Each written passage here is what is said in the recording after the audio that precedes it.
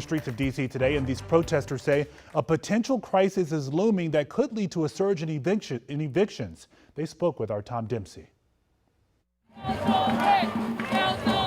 For supporters who showed up to a rally in Columbia Heights on Saturday, calls to cancel rent hit close to home. I am a former resident of D.C. I had to move because the rent was too high for us to continue to live here. Michelle Whitaker joined crowds of people holding signs and chanting, all to raise awareness of what they call a crisis. As things are returning to normal, everyone isn't going to have that privilege to go back to normal. Everyone maybe doesn't have a job waiting for them. The spread of coronavirus leading to some in the crowd on Saturday losing their jobs this year. Supporters of the movement say homelessness could possibly surge when emergency orders and eviction moratoriums in D.C. come to an end. Despite the order being extended to October earlier this month, they say rent should be canceled during the pandemic to help during an uncertain time.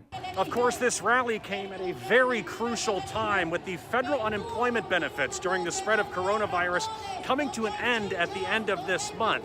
That added on to some of these concerns. With congressional leaders still negotiating a possible extension of bonus unemployment pay, some in the crowd voiced further concern over potentially needing to pay back rent for months missed earlier this year. The problem with deferment is that it's still owed, and if you have people who are out of work, continue to be out of work, you're never going to get back to that place where you're at zero. An issue bringing worry inside homes in D.C., with supporters of canceling rent continuing to call for change. Where we go from here is to continue to show out until they do something about it. Tom Dempsey, WUSA 9.